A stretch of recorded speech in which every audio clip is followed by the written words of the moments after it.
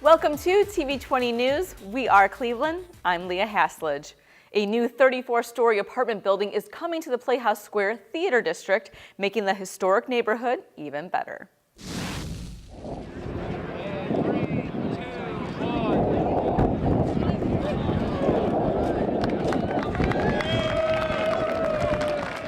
Just like that, the ground was broken in downtown Cleveland's largest residential project in 40 years, the Lumen at Playhouse Square.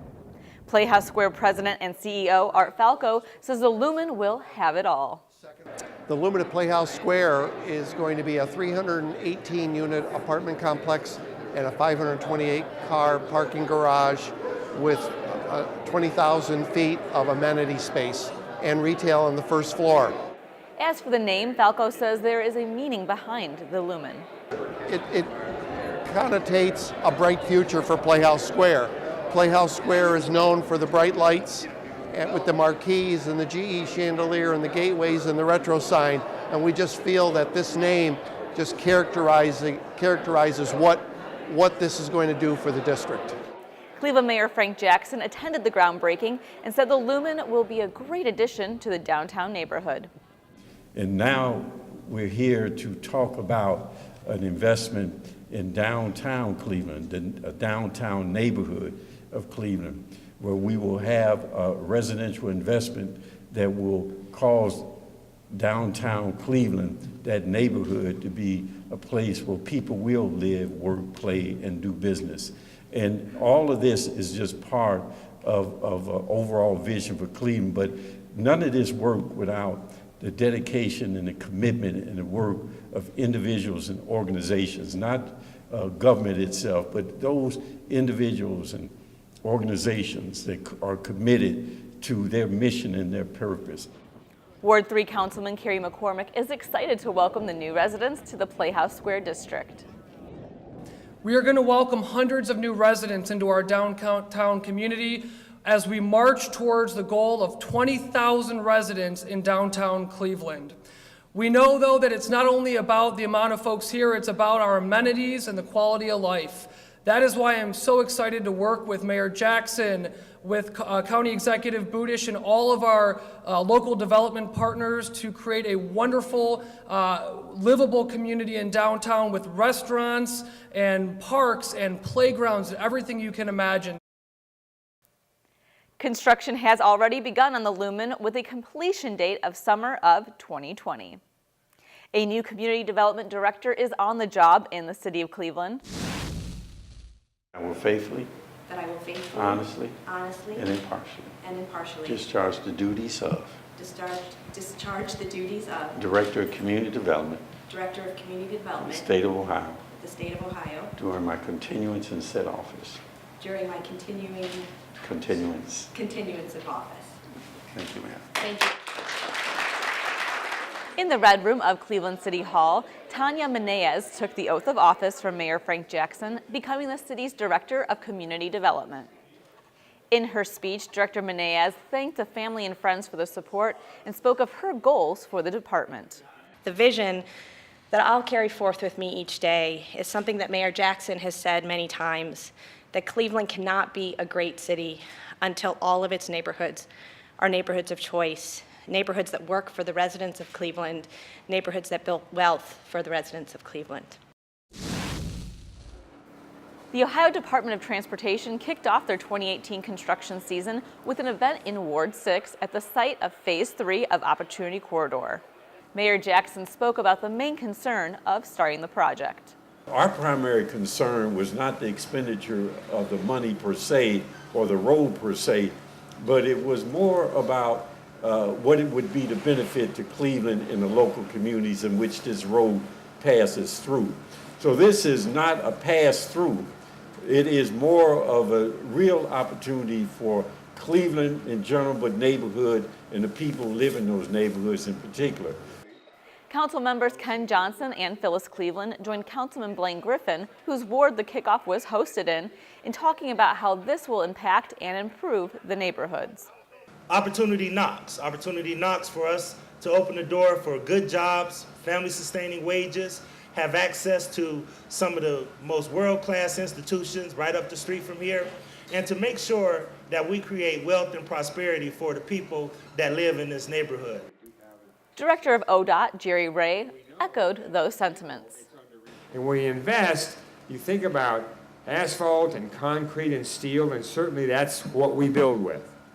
But the investment really is in safety, economy, jobs, opportunity, and improved quality of life for the people of Ohio. So it's an investment in this state, an investment in making Ohio a better place to live and work and raise your family. For more information, visit dot.state.oh.us. The Rotary Club of Cleveland honored 30 men and women from the city's divisions of EMS, Fire, and Police for their acts of heroism and bravery at the annual Medal of Valor ceremony. This year's theme was Rotary, Making a Difference. The award recipients were chosen by Division of EMS Commissioner Nicole Carlton, Division of Fire Chief Angelo Cavillo, and Division of Police Chief Calvin Williams, along with Director of Public Safety Michael McGrath. Congratulations to all of this year's recipients, and thank you for protecting and serving our community. For more information on the Rotary Club of Cleveland, visit rotaryclubofcleveland.com. Cleveland Public Power hosted an informational session for parents and students to discuss their intern apprenticeship program, which just celebrated 10 years. Commissioner of CPP, Ivan Henderson, tells us how unique this program is for our city. There is no other city that combines the resources from high school, from its public high schools, with opportunities in its utilities. So Cleveland Public Power started the program 10 years ago, and it remains the only city that's been able to tap into that resource and provide high school graduates career opportunities. We want to bring them into a trade, give them not just a job, but a career. We will hope that they will stay within the city of Cleveland, go ahead and raise their children later on in life. I think it's a good opportunity to, do better for yourself. Better opportunity, not thinking about college, need a way out, need some money, need a job. It's a good opportunity. One of the main requirements is that the student must be a 2018 graduate of a Cleveland Metropolitan School District high school. Career and Technical Education Program Manager for CMSD, Angelina Ferguson Pryor, says they are thankful for the program. I am grateful that the city is reaching to our students, is giving them the opportunity to have great career opportunities. We believe that our students are on par with every other school district, and we want to make sure we give them every opportunity possible. A lot of times when you have different careers, a lot of employers talk about candidates not necessarily having those soft skills, so being on time, being responsible. So this program is definitely going to teach them that. They're going to have mentors along the way, so by the time they're done, they're going to be amazing employees. Internship eligibility requirements are as follows: 2018 CMSD high school graduate, 18 years old by September of 2018, a 2.5 GPA, 93% attendance rate, driver's license, good physical condition, and mentally inclined. Deadline for students to apply is Monday, April 20th. For more information, contact Aaliyah McBooth at 216-664-3300. With the May elections just around the corner, 4 candidates running for judge stopped by a local barbershop to engage with the community. Urban Cuts Barbershop on West 111th in Detroit was the location of the gathering, which was promoted as The Chair. Jerome Brim, campaign manager for the candidates, hosted the event. Essentially today, what we're doing is giving the candidates an opportunity to have a conversation inside the community, to be asked questions about their character, who they are, about what they believe prior to them getting on the bench. We think it's very important that when we're bringing our elected officials to our community, that you actually know who you are voting for. Each of the 4 candidates spoke to the crowd about their goals and objectives should they be voted to the bench. Afterwards, it was the crowd's turn to ask questions. Are any of you trained or feel there is a need for victim-centered, trauma-focused training in regards to your sexual assault cases? The candidates were excited to be meeting with the community. Prim said there was one reason Urban Cuts was chosen for the event. Shop owner Waverly Willis. I mean, when you're talking about an organization that's been in existence for over 10 years, Waverly does so many things in the community. I was here the other day. They were doing blood pressure. They make sure that the kids who come here have books to read. They're about to partner with the library. Everything that you want in a small business and a barbershop, you get here. A group of students from Lincoln West High School recently went to Puerto Rico where they volunteered and met with local school children. CMSD reporter Shannon Cantner spoke with the students and brings us this in-depth piece.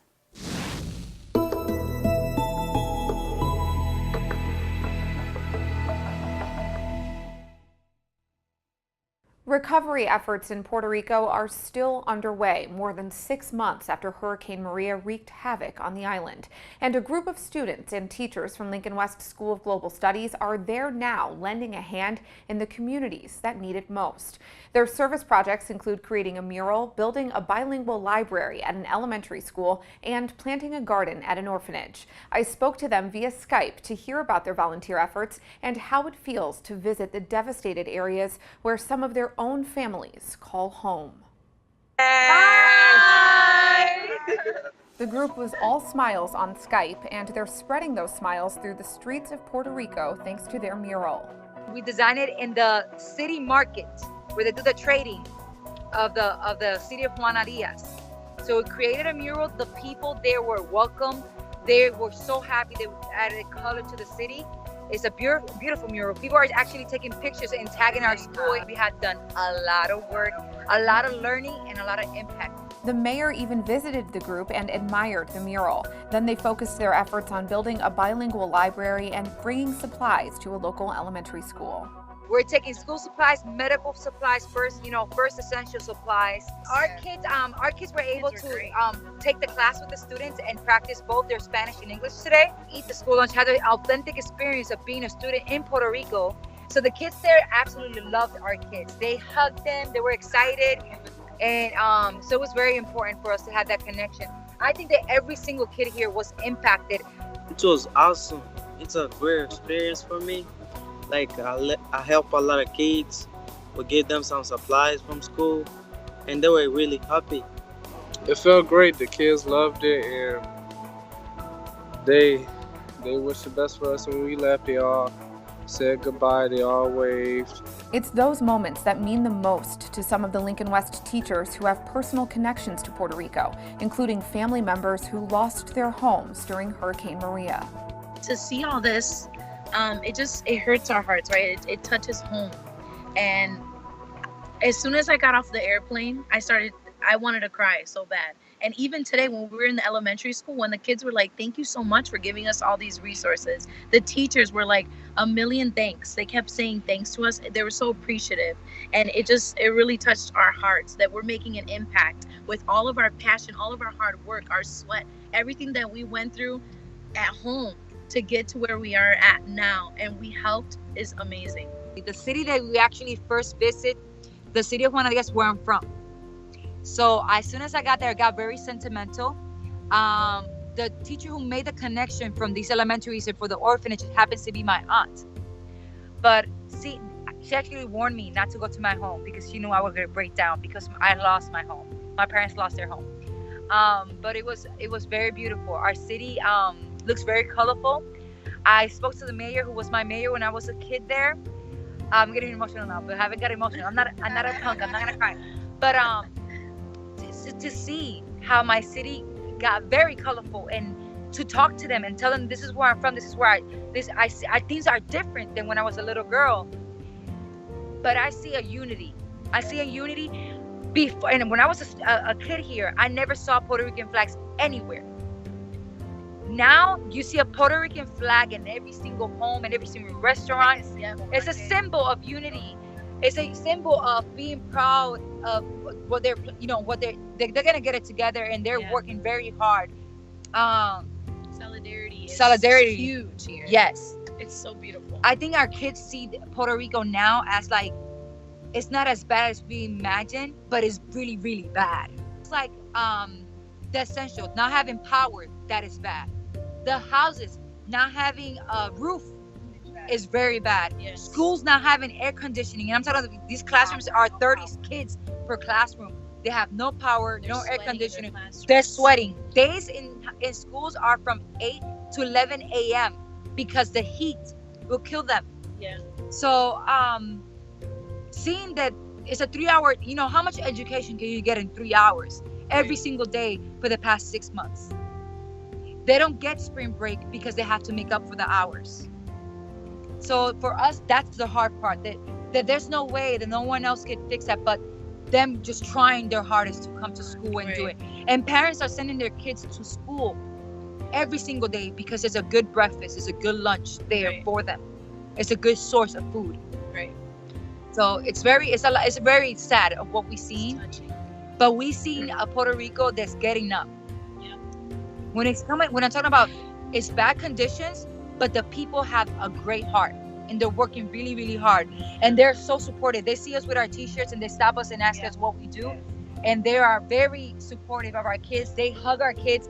Our kids took a chance to interview people that were walking back about Hurricane Maria. They're learning absolutely so much.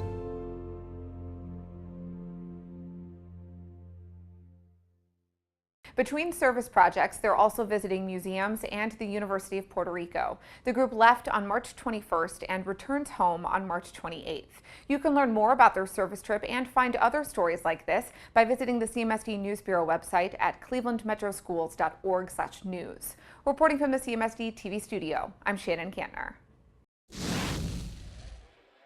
The Rock and Roll Hall of Fame induction ceremony was back in Cleveland. The historic Cleveland Public Auditorium was transformed for the big event that brought out thousands of celebrities and fans from all over the world.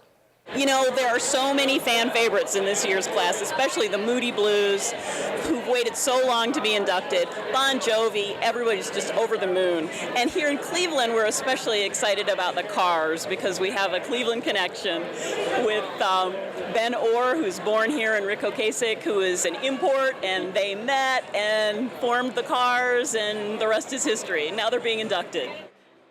Leading up to the Rock Hall induction ceremony, fans had a chance to catch a special unveiling of the plaque commemorating the 2018 class at the Rock and Roll Hall of Fame.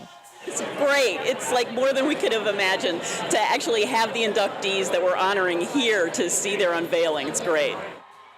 Inductees Justin Hayward of the Moody Blues and John Bon Jovi himself spoke of their appreciation. For us in the Moody's, we knew that once they'd opened the door for the first time to our fans to vote for us to be in this wonderful place, it was like a steamroller, baby. We were going to get in. So we're very thrilled about that. It means a lot to us, I can say that. It means a lot to us in the group. It means a lot to all the people who love the music, and thank you very much. You know, any kid who strums a broomstick dreams of making a record. Every kid who makes a record dreams of having fame, and every guy who has a minute of fame dreams about having as close to immortality as any of us are ever going to know, and that's having written songs that'll outlive us all. The kindness of the generations around this globe have allowed me and my guys, I think I could speak on behalf of the Moody's or anyone else who ever strummed that broomstick, that opportunity to touch heaven. The plaque was then placed in its permanent location in the redesigned Hall of Fame signature wall on level 3. The signatures were always a fan favorite. It really was sort of a tangible representation of each inductee. And while we were working on the new Hall of Fame, visitors really missed the signatures, so we're so happy to have them back. We worked really hard to make sure that we got representation from everyone. There's always somebody in a band or a relative who's an archivist. I call them the curator's friend because they have saved everything, and that's why we're able to represent everybody as well as we are. The new Hall of Fame exhibit features a new video created by director Jonathan Demme and the interactive Voice Your Choice, where you get to vote for future inductees. For more information, visit rockhall.com. The exhibit is gorgeous. You guys definitely need to check it out. Well, as you know, our city has a rich history and we want to test your knowledge. Our trivia question for this week. The song Cleveland Rocks by singer Ian Hunter was originally released under what title? A. Euclid Rocks, B. England Rocks, or C. Everyone Rocks? We'll have the answer when we return.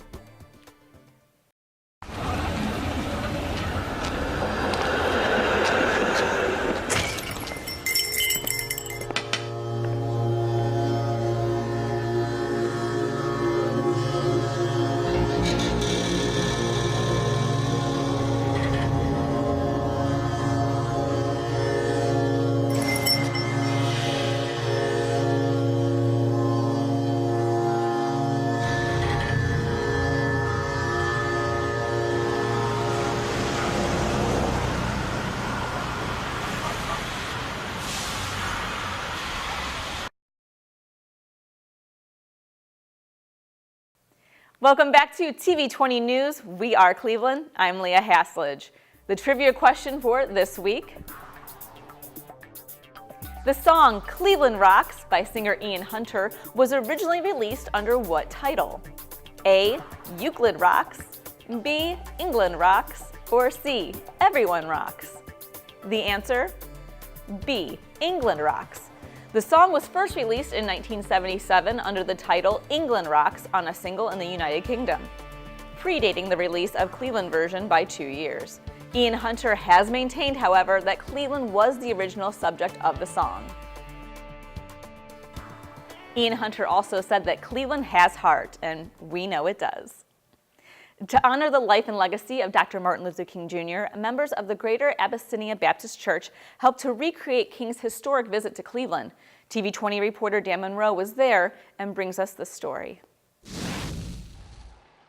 People boarded a bus outside the church and were taken up the road to a spot where Dr. King gathered with his followers to recreate the march up East 105th Street to Corey United Methodist Church. Reverend Dr. E. Theophilus Cavanis, senior pastor of the Greater Abyssinia Baptist Church, marched with Dr. King that day and told me why the march was so meaningful. March 23rd, 1965, that Martin Luther King came to Cleveland in order to aid and assist us in getting the first African-American mayor of a major metropolitan city in Carl Burton Stokes. And that was really a replication of what he did walking down there with 6,000 people. An actor playing the sheriff started the march by asking everyone to disperse. All of you are going to be arrested if you continue with this parade. The marchers paraded on, chanting, singing songs, and carrying banners. Reverend Cavanis told me he still carries vivid memories of that day with him. It was really one of those fantastic moments that you couldn't help but remember, indelibly indented into your consciousness, that here was a man who was marching for equality and justice, not just for African Americans, but for everybody. A man of the world, his beloved community, as he so stated. It was enormous. And with all of the people there, he was encouraging them to vote, register and vote, because that's the way you change things. He was a nonviolent person. He did not believe in violence because he knew that hate begets hate and violence begets hate, and in the end, you would not win. After the parade, people came together at the Greater Abyssinia Baptist Church for a program memorializing Dr. King's life on the 50th anniversary of his assassination. Prester Pickett channeled Dr. King while reciting one of his speeches to the crowd. And the Almighty said to me, Martin Luther King, which age would you like to live in?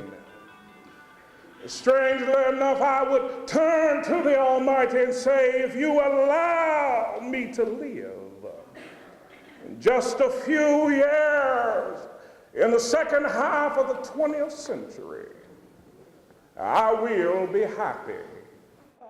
Throughout the program, numerous people were honored by the church for their humanitarian efforts. Among them were Cleveland Police Chief Calvin Williams and Cleveland Mayor Frank Jackson. You know, I often remind myself that I'm mayor not because I'm so smart or even that I deserve to be. I'm mayor because of the sacrifice and the things that other people have done so that someone like me can be mayor. And I've always appreciated that, and I believe that I owe. And when I serve as mayor, I do that with the understanding that I have that debt to pay. So thank you very much. All in all, the event was a great way to honor a man who did so much good for humanity, but was taken from us way too soon. At Greater Abyssinia Baptist Church, for TV20, I'm Dan Monroe. The hunt was on as children scrambled to find the elusive pastel-covered Easter eggs. The lawn of Blessed Trinity Catholic Church was where the egg hunters gathered with their bags, buckets, and baskets. Their mission, grab as many tiny treasures as possible. The egg hunt was put on by the Cleveland Division of Police. 1st District Commander Thomas Stocco says the egg hunt also allowed for the kids to have positive interaction with the police. So for me and my officers, it's a great day to come out, have fun, turn that portable radio off, and just communicate with our community. Because oftentimes, unfortunately, we're so busy that that community engagement element of policing is missed. So for me, I need to create time for my officers to come and just hang out and have fun with kids. Ward 16 Councilman Brian Casey says the Easter egg hunt, which was put on through his office, is a great way for people to get out of their houses after a long winter and talk with their neighbors. What I want people to get out of this today is that a sense of community where we can all come together for one specific thing, but what I want them to take out of it is that maybe they have a collaboration with another neighbor or with the police. The more people you know, the closer you are, the safer the community is.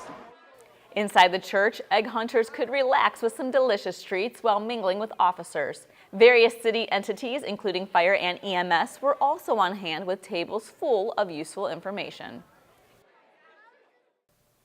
Thanks to a partnership with Ohio Means Jobs, the Cleveland Foundation, and WKYC Channel 3 News, each week on TV20 News, we'll be bringing you a series called Possible You. The series highlights various tools and resources available to you so you can better your education and your career. On this week's Possible You feature, you'll learn about a program that makes it easier for you to obtain your GED for those with families.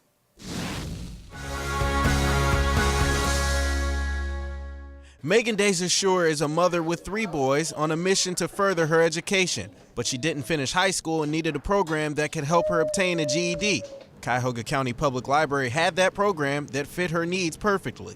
Well, it was convenient because I didn't have to worry about finding a babysitter like other classes that I went to and end up giving up on. The program is called Families Learning Together and takes place at the Parma branch and the Maple Heights branch. It combines a GED program for parents with education-based child services for the kids, allowing parents to focus without worries. Families Learning Together gives parents that opportunity to continue doing their classes and keep their kids in a safe and educational environment. The program is also designed to help open the line of communication between parents and their children with curriculums that cover similar topics. They're actually able to talk about what they learned, and they will have focused on the same kinds of issues, the same kinds of topics, and it gives that chance for expanded or extended learning.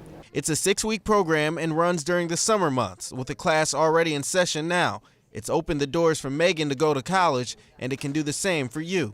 Soon I'll have my associates, and then I can further go along for my bachelor's.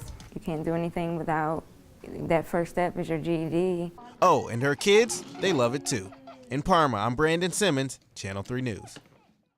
For more information on the Families Learning Together program, visit Cuyahoga County Public Library website at cuyahoga.library.org. Well, that's all for your TV20 News. We are Cleveland. I'm Leah Haslage. Thanks for watching. Up next, we're going to have Christian Patterson with the Inside Sports Report.